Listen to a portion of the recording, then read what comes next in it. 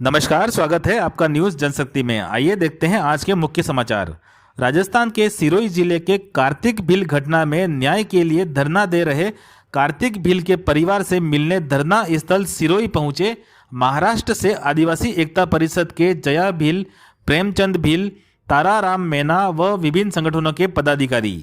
परिवार को दी सांत्वना और कार्तिक भील को न्याय दिलाने पूरे भारतवर्ष में अभियान चलाने की बात कही।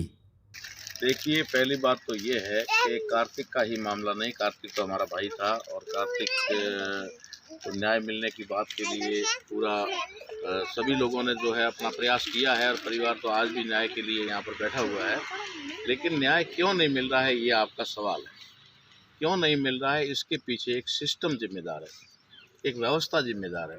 जिस व्यवस्था के तहत ऐसे लोग सत्ता में काबिज हो जाते हैं जो लोग हमारे लोगों को दबाना चाहते हैं, कुचलना चाहते हैं। और कार्तिक के साथ जो वारदात हुई है, उस वारदात के पीछे भी कार्तिक का एक सामाजिक होना और समाज के लिए लड़ाई लड़ना, और वो भी सच्चे दिल से लड़ना, किसी भी बिना लालच के या लोभ के, बिना किसी उसके वो है बेधड़क होकर के इस व्यवस्था के खिलाफ लड़ रहा था। जो व्यवस्था देश के अंदर हमारे लोगों को गुलाम बनाने के लिए, हमारे लोगों को दास बनाने के लिए, उनको कुचलने के लिए, उनकी ज़मीनें हड़पने के लिए लेकर के जो व्यवस्था चल रही है, उस व्यवस्था के खिलाफ जब वो लड़ रहा था तो लड़ाई उनके खिलाफ थी, इसलिए वो उनका शिकार हुआ। लेकिन आज उसको न्याय नहीं मिल रहा है। उसकी वजह क्या है? उसकी वजह है उसी व्यवस्था के तहत जो लोग सत्ता में बैठे हुए हैं, वे निम्न अधिकारियों को, जैसे जिला कलेक्टर है या जहां से हमें न्याय की उम्मीद है, एसपी हमारे उसमें मदद करे, पुलिस कार्रवाई करे, फिर न्यायपालिका का आता है तो न्यायपालिका वहां पर फिर वो कोर्ट में हो। लेकिन शुरुआती दौर में पुलिस और प्रशासन के द्वारा जो कार्रवाई होनी चाहिए, वो कार्रवाई इसलिए नहीं होती है क्योंकि ये मामला, कार्तिक भील की हत्या का जो मामला है, वो जिस व्यक्ति से रिलेटेड है या जिसमें वो इन्वॉल्व है, वो बहुत ही ताकतवर आदमी है। उसके बारे में बहुत ही कह सकते हैं कि संपन्न और सत्ता को प्रभावित करने वाला आदमी है। इसकी वजह से उसको न्याय मिलने में दिक्कत आ रही है, क्योंकि हमारे जो अधिकारी हैं वो नाम मात्र के अधिकारी होते हैं, उनके पास में किसी प्रकार के अधिकार नहीं होते। जैसे कि ये बात मैं पहले ही बता चुका और अभी भी बताना चाहूँगा कि कलेक्टर साहब हो चाहे एसपी साहब हो, उनकी जो पोस्टिंग होती है वो वहाँ के लोकल एमएलएज की डिज़ायर पर होती है, मांग पर होती है। तो वे लोग यहाँ आते हैं तो एमएलए जो उनकी वजह से आते हैं, पोस्टिंग सरकार करती है और सरकार में एमएलए वगैरह जो चाहते हैं वैसा होता है। तो यहाँ पर भी अधिकारी विवश हैं और मजबूर होते हैं कि वो उनके द्वारा ही जो है पोस्टेड किए होते हैं, लगाए हुए होते हैं, तो उनके बिना उनका काम नहीं चलता। इसलिए वो अधिकारी होते हुए भी अधिकार से वंचित है और वो अधिकार, अपने अधिकारों का उपयोग नहीं कर पाते, जिसकी वजह से आज ये परिवार 2.5 महीने से लगातार संघर्ष कर रहा है और आज भी इस स्थिति में बैठा है।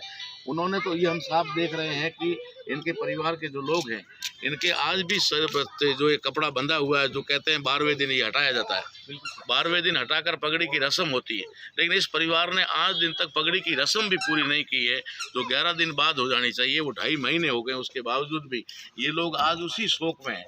इधर ये महिलाओं को देख सकते हैं कि महिलाओं में भी 12 दिन के बाद में या 1 महीने, 1.25 महीने के बाद में इनके भी कपड़े जो है वो रंगीन कपड़े पहनाए जाते हैं, शौक के कपड़े उनसे उतरवाए जाते हैं। लेकिन ये परिवार जो है आज भी इसी स्थिति में है।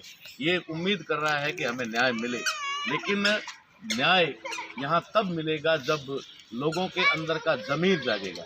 चाहे वो अधिकारी हो, चाहे जज हो, चाहे वकील हो, चाहे पुलिस के ऑफिसर हो, जब तक उनके अंदर का ज़मीर नहीं जागेगा तब तक ये न्याय इस परिवार को मिल नहीं सकता। तो मैं इस वीडियो के माध्यम से, आपके माध्यम से ये बताना चाहूँगा कि इस परिवार को अगर न्याय दिलाना है तो हमें हमारे ज़मीर को जगाना होगा, हमें अपने निजी स्वार्थ को, निजी जो हमारे उद्देश्य उनको जो है हटाना होगा, तब हम किसी दूसरे का भला कर सकते हैं। वरना इस परिवार को न्याय मिलना बहुत ही कठिन है।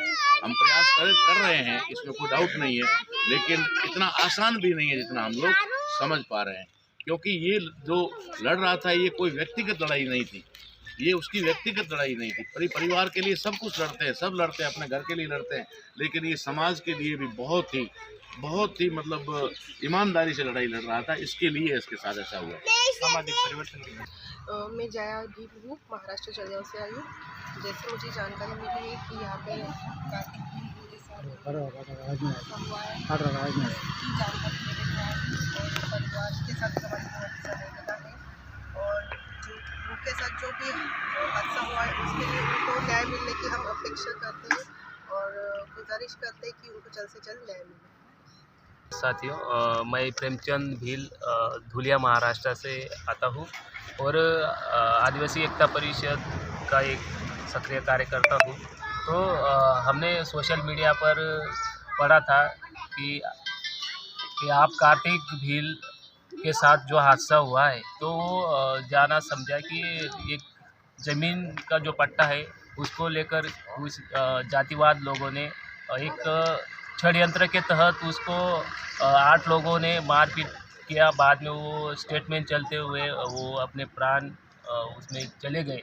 तो ये कार्तिक के पिताजी है, साथ में कार्तिक के भाई और कार्तिक की बीवी, माँ, उनके पूरे परिवार के लोग पिछले लगभग 2.5 महीने से स्टेट के होम मिनिस्टर हो गए या सीएम हो गए, एसपी साहब हो गए, कलेक्टर साहब से लेकर हर जगह पर ये उनको न्याय दिलाने की हर प्रयास कर रहे हैं। साथ में समाज के भी बहुत सारे कार्यकर्ताओं ने ये परिवार के साथ मिलकर धरना दिया है। फिर भी 2.5 महीने हो गए, 2.5 महीने के बाद भी आप कार्तिक भील उर्फ कांतिलाल भील आदिवासी के परिवार को अभी तक न्याय नहीं मिला है। तो मैं राजस्थान सरकार से यही अनुरोध करूंगा कि ऐसे आदिवासी भील परिवार से आने वाले कार्तिक को न्याय मिले और उसके ऊपर जिन्होंने ये हमला किया था, अटैक किया था, वो सब गुंडा प्रवृत्ति के आदमियों को जल्द से जल्द सज़ा देवे और कार्तिक को न्याय मिले, ऐसे मैं अनुरोध करता हूँ स्टेट गवर्नमेंट से, राजस्थान गवर्नमेंट से। और हम भी अपने महाराष्ट्र में, पूरे महाराष्ट्र भर हर अलग अलग स्टेट में अलग अलग डिस्ट्रिक्ट में हर कलेक्टर को ये आवेदन देंगे और कार्तिक भील को न्याय